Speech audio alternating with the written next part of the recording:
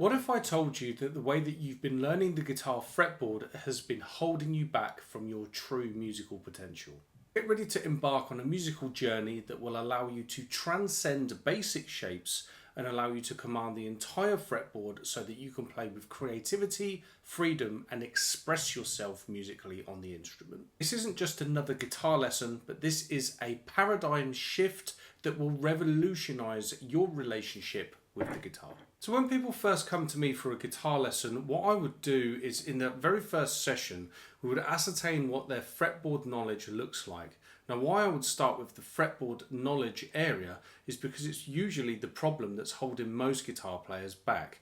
People are talking about things like they want to play with creativity and freedom, and they want to play faster licks and more interesting, tasty lines and all of that sort of thing. But what they're not realizing is if you don't understand what chords you're playing over, and then you don't even know what the scales are that fit the chords and all of that, and you don't know where that is on the fretboard, you're never going to be able to play lines, you're never going to be able to play licks, you're never going to be able to shred or whatever it is that you want to do. It's just not going to happen because first things first, you don't know where you're going. So the first and most important question that I'll ask someone is, do they know the notes on the fretboard? So something like, I would just say to a student, can you play me a C sharp on your G string? Obviously that lives here, but 95% of the time, most of the people that I've ever met, they just can't find a note on the guitar. So if you're looking at a video like this and you don't even know the notes on the fretboard, that's the first thing that you want to sort out, because you're genuinely fucked if you don't know that information. Now that could be whether you want to solo like a virtuoso rock player like Joe Satriani, or you just want to play some basic chords. So for example, if you're a beginner and you've just learnt your first power chords, let's imagine you've gone to Ultimate Guitar and you've seen that there's a song that you like and it says, play me a G, a B flat and a D or something like that. So I know the power chord shape, and now I know that wherever I put that shape on the guitar, my first finger is going to be playing the root note of the chord. So to be able to find a G, I just need to put this shape where my first finger is at a G, simple as that. And then I said a B flat, didn't I? So I would be moving that shape up to where there's a B flat, or I would put it over here on the 5th string. So I can just play that same chord in a couple of different locations. And then I said I'd go for a D. So again, I could keep that all on the 6th string if I want to. Or I could go, because I know where those D notes are. So it's about moving your power chords and your bar chords and all of them sorts of things around. But also if you're becoming a more advanced guitar player, let's say for example you want to be soloing, you're soloing over a backing track or something that's in the key of G minor. Most of the people that I meet, they usually know this scale. If you're watching this video, you're probably looking at that going, yeah, I know the minor pentatonic scale, that's great. But most players, when they want to play with creativity and freedom, what they're going to find is that they're stuck basically noodling around up and down within that shape.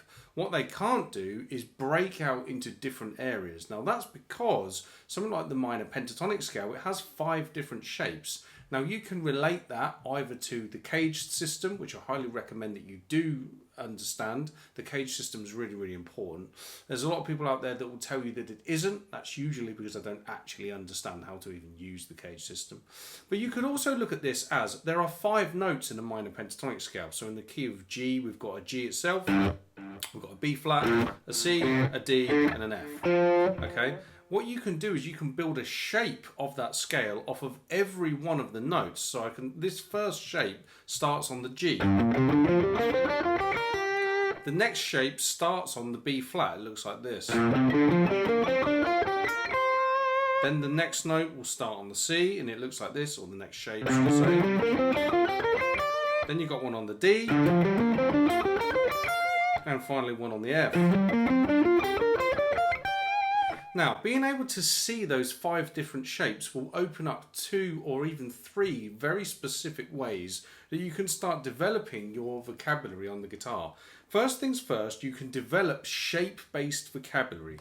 So in this first shape, I might play a line that's something like this.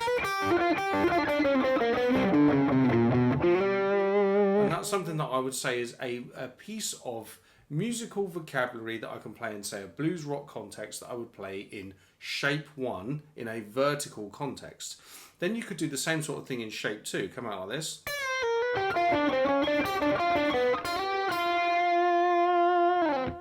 Now it's, again, vertical vocabulary that I have in this shape.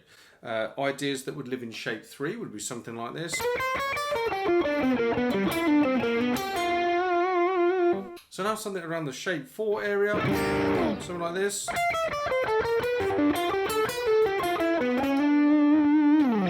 And lastly in the shape 5 area.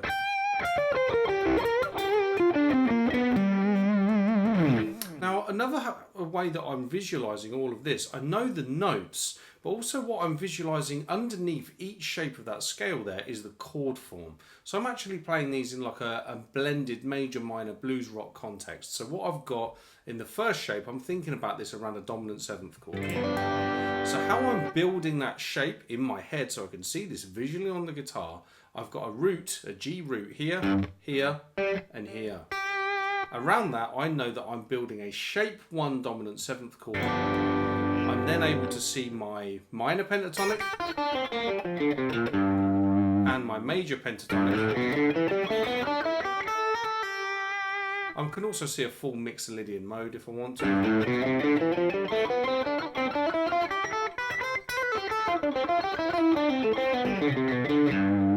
And then the line that I played is just a blend of all of those elements using a blues scale and everything like that as well.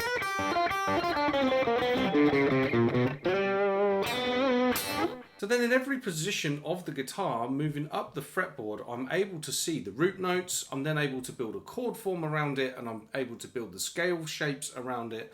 And then finally, I'm able to fill those visualization areas with vocabulary. Okay, now the vocabulary that you would want to go off and design for yourself will be based on your own musical tastes, what genres you like, what guitarists you like to listen to, whether you want to play fast, whether you want to play slow, dynamics, all of the other musical elements that you could throw into your lines and your licks. Now, by visualizing the fretboard that way, what I've been able to do is develop shape-based vocabulary. So I've got things to say in each area of the cage system, or indeed if you want to build up 3 notes per string scales that look like this.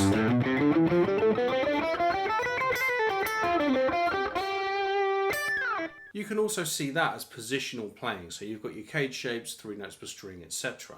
Now, one of the things that you would want to be able to do to expand on your fretboard knowledge is have ideas that break out of those positions. So one way that you can do that is have something that I like to call linear motion, which is where you take an idea and then you play it along the length of a string.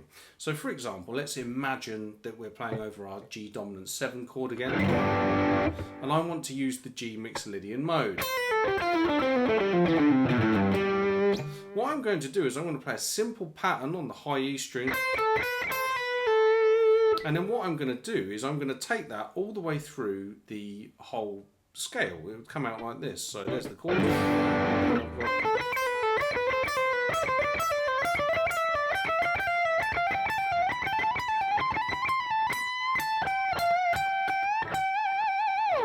Now all I've done here is I've basically taken the pattern that I have in G Mixolydian, and how I'm visualizing this is I'm seeing the original pattern here as the top part of this 3 notes per string shape, and then basically I'm repeating the pattern in every shape of the scale as it goes along.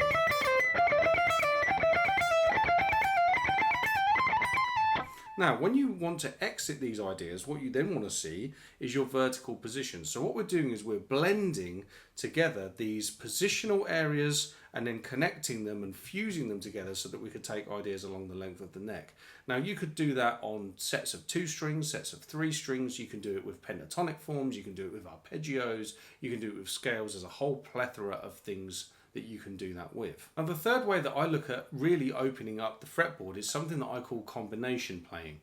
This is when you put together the idea of using your positional playing and then your linear motion ideas about taking things along the length of the guitar neck. So you can start in a lower position and work high diagonally, or you can do that the other way around. So again, I'm going to stick to my playing over a G7 chord. And what I might do is start playing over G mixolydian down here, but what I would do is I'd start slightly positioned, and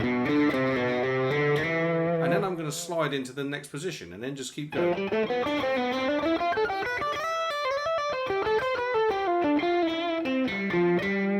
So now I can use huge portions of the guitar neck by going in and out of playing positional and linear motion lines together. And you can also do that in the opposite direction, a bit like this.